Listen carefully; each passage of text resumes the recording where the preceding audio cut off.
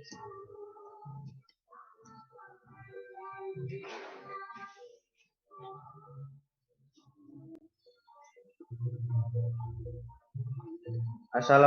warahmatullahi wabarakatuh. Perkenalkan, nama saya Muhammad Taufik Fandrian Tama dengan nomor NIM 2250308071101. Di sini saya akan membahas materi mengenai syariah Islam 2 untuk memenuhi tugas perbaikan agama Islam.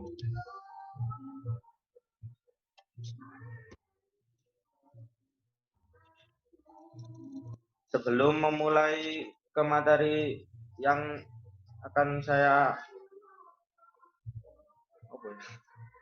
sebelum mulainya, mari kita mendefinisikan fikih dahulu.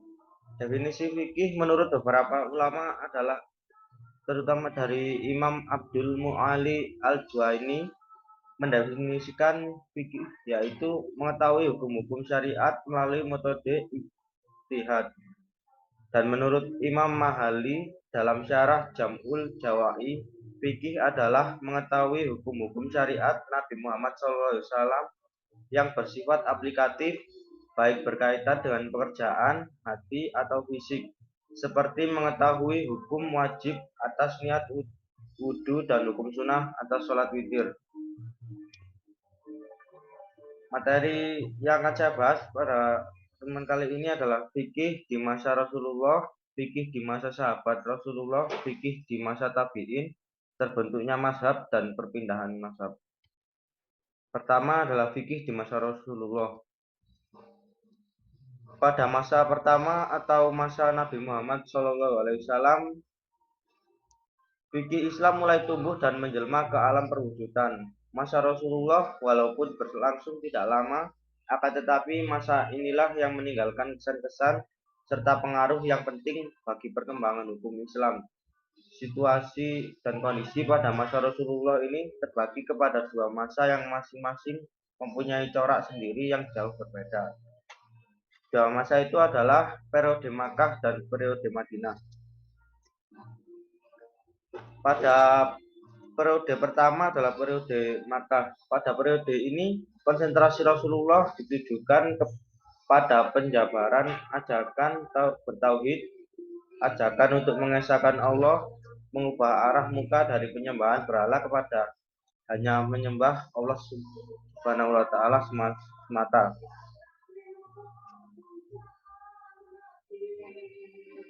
Pada masa ini belum banyak hal-hal yang mendorong Nabi Muhammad SAW untuk mengadakan hukum atau undang-undang. Karena itu tidak ada dalam surat-surat yang telah disebutkan di atas adalah berisikan tentang hal-hal yang mengenai akidah, kepercayaan, akhlak, dan sejarah. Selanjutnya, periode Madinah. Pada periode ini umat Islam telah kuat, pengikutnya telah banyak, sehingga merupakan masyarakat yang mempunyai urusan kenegaraan. Rintangan-rintangan dan gangguan-gangguan sudah melemah, dan dalam masyarakat mulailah timbul keperluan untuk menciptakan adanya hukum-hukum untuk menertibkan hubungan sebagian dengan bagian yang lain, dan juga hubungan dengan umat lain baik dalam keadaan damai maupun dalam keadaan perang.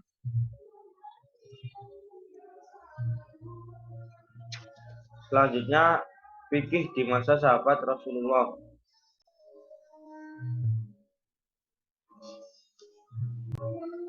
Pada masa sahabat Rasulullah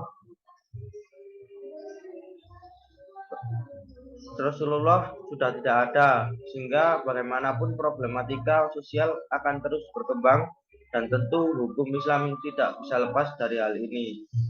Pada periode ini banyak persoalan agama yang muncul yang tidak ditemui pada saat Nabi hidup, sehingga para sahabat-sahabat melakukan ijtihad, memutuskan perkara, memberikan fatwa, menetapkan hukum syariat dengan tetap mengacu pada hukum periode pertama, sehingga produk hukum pada saat itu terdiri dari hukum Allah dan Rasulnya, serta fatwa sahabat dan keputusannya yang bersumber dari Al-Quran, As-Sunnah, dan ijtihad sahabat.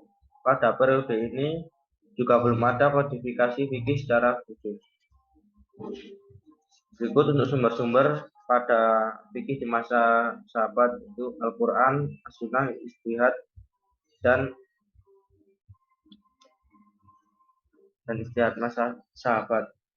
Untuk karakteristik ijtihad pada masa sahabat yaitu satu, dengan musyawarah di antara ahlul hal wal aqd, yaitu para khalifah dan para fuqaha, sahabat besar. Yang kedua, patuh dan tidak menyelisihi keputusan amir. Tiga, tidak berfatwa untuk sesuatu yang belum terjadi. Empat, toleran. Lima, menjauhi pembahasan ayat-ayat mustabih. Khalifah Umar bin Khattab pernah mencambuk orang yang suka membahas ayat-ayat mustabih.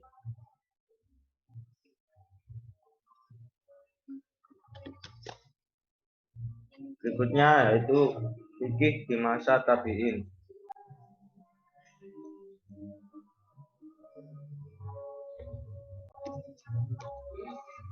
Pada periode ketiga yaitu periode tabi'in dan para imam mujtahid atau abad kedua dan ketiga Hijriah.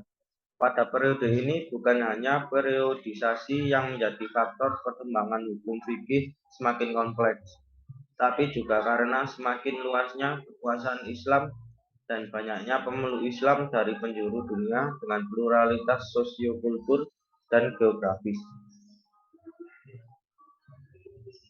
Tentu masalah yang dihadapi umat muslim terutama para imam mujtahid lebih serius. Pada akhirnya semua itu mendorong para imam mujtahid untuk memperluas medan ijtihad dan menetapkan hukum syar'a atas sebuah peristiwa, jurisprudensi Islam, serta membuka bahasan dan pandangan baru bagi mereka. Ketetapan hukum pada periode sebelumnya tetap menjadi acuan periode ini. Pada periode ketiga ini, hukum-hukum fikih terdiri dari hukum Allah dan Rasul-Nya, fatwa dan putusan para sahabat, dan juga fatwa imam mujtahid dan hasil ijtihad mereka yang bersumber dari Al-Quran, hadis, ijtihad para sahabat, dan ijtihad para imam mujtahid. Barulah pada periode ini terjadi kodifikasi hukum Islam yang dipelopori oleh Imam Malik bin Anas yang wafat pada 795 Masehi dalam kitabnya yang berjudul Al-Muwatta atas permintaan Khalifah Al-Mansur. Kitab ini berisi hadis-hadis dan fatwa para sahabat tabi'in serta tabi'in yang valid atau sahih menurut Imam Malik. Kitab ini dijadikan landasan hukum fikih oleh penduduk Hijaz, dan berikutnya ada Abu Yusuf atau pengikut mazhab Imam Abu Hanifah yang menyusun beberapa kitab fikih yang kemudian menjadi rujukan negeri Irak. Pada periode ketiga ini, hukum-hukum fikih terdiri dari hukum Allah dan Rasul-Nya, fatwa dan keputusan para sahabat, fatwa imam mujtahid dan hasil ijtihad mereka yang bersumber dari Al-Quran, hadis, ijtihad para sahabat, dan ijtihad para imam mujtahid. Berikut hukum-hukum fikih. Hukum Allah, pertama hukum Allah dan Rasul-Nya, kedua fatwa dan putusan para sahabat, yang ketiga fatwa imam mujtahid dan hasil ijtihad mereka.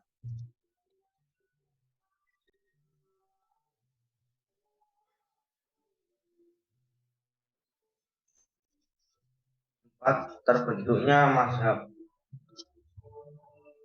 Menurut bahasa Arab, mazhab berasal dari sighat masdar mimi dan isim makan dari akar kata fil madhi zahaba yang bermakna pergi. Jadi mazhab itu secara bahasa artinya tempat pergi, yaitu jalan atau sedangkan menurut beberapa istilah, menurut M. Hussein Abdullah, mazhab adalah kumpulan pendapat mujtahid yang berupa hukum-hukum Islam yang digali dari dalil-dalil syariat yaridi serta berbagai kaidah akuat adalah dasar yang mendasari pendapat tersebut yang saling terkait satu sama lain sehingga menjadi satu kesatuan yang utuh. 2. Menurut Hasan Mazhab. Menurut Hasan Mazhab adalah mengikuti hasil ijtihad seorang imam tentang hukum suatu masalah atau tentang hukum suatu masalah tentang kaidah-kaidah istinbatnya. Dari beberapa pengertian dapat disimpulkan bahwa yang dimaksud dengan mazhab adalah pokok pikiran atau dasar yang digunakan oleh imam mujtahid dalam memecahkan masalah atau mengistinbatkan hukum Islam. Di sini bisa disimpulkan pula bahwa mazhab mencakup satu, sekumpulan hukum-hukum Islam yang digali seorang imam mujtahid. 2. Usul fiqh yang menjadi jalan atau thorik yang ditempuh mujtahid itu untuk menggali hukum-hukum Islam dari dalil-dalilnya yang rinci. Dengan demikian, mazhab itu berupa hukum-hukum syariah yang ditempuh mujtahid untuk menggali hukum-hukum Islam dari dalil-dalilnya yang rinci, dan harus dipahami bahwa mazhab itu sesungguhnya juga mencakup usul fiqh yang menjadi metode penggalian untuk melahirkan hukum-hukum tersebut. Artinya jika kita mengatakan mazhab Syafi'i itu artinya adalah fikih dan usul fiqh menurut Imam Syafi'i. Latar belakang munculnya mazhab. 1. Perbedaan pemahaman tentang lafaz nas. 2. Perbedaan dalam masalah hadis. 3. Perbedaan tentang qiyas. 4. Perbedaan dalam penggunaan dalil-dalil hukum. 5. Perbedaan dalam pemahaman ilat hukum. Dan 6. Perbedaan dalam masalah mazhab. Mazhab sebenarnya dibagi dalam 3 periode, yaitu mazhab pada masa Rasulullah, yaitu mazhab yang bila dirunut ke belakang mazhab fikih sudah ada sejak zaman Rasulullah. Mazhab ini adalah sebatas ijtihad atau pendapat para sahabat dalam memahami agama, karena pada zaman itu sumber hukum Islam adalah Al-Quran dan hadis, sehingga ketika para sahabat terjadi perselisihan dan berijtihad masing-masing, maka mereka langsung melaporkan masalah tersebut kepada Rasulullah. Dan periode kedua mazhab pada masa sahabat, yaitu pada zaman sahabat mulai tumbuh seiring dengan meninggalnya Rasulullah. Karena ketika di zaman Rasulullah para sahabat menemukan sebuah masalah, akan tetapi setelah wafatnya Rasulullah, para sahabat masing-masing memiliki pendapatnya. Misalnya pendapat Aisyah RA, pendapat Ibnu Mas'ud dan pendapat yang lain-lain. Sehingga terkadang pendapat para sahabat tidak selalu sejalan dengan pendapat yang para sahabat yang lain, tapi semua itu tetap tidak bisa disalahkan karena masing-masing sudah melakukan ijtihad. Periode yang ketiga yaitu mazhab pada masa tabi'in. Dalam kasus iddah atau wanita hamil karena berzina, para ulama di kalangan tabi'in berbeda pendapat, seperti Imam Sufyan Ats-Tsauri dan sebagian tabi'in lainnya berpendapat bahwa tidak ada iddah bagi wanita hamil karena berzina, karena iddah untuk menjaga nasab, sedangkan berzina tidak menjaga nasab. Dan yang kedua, Imam Hasan Basri, Ibrahim An-Nakhai dan sebagian tabi'in lainnya berpendapat bahwa wanita hamil karena berzina tetap ada iddahnya, karena iddah itu istibro atau membersihkan rahim.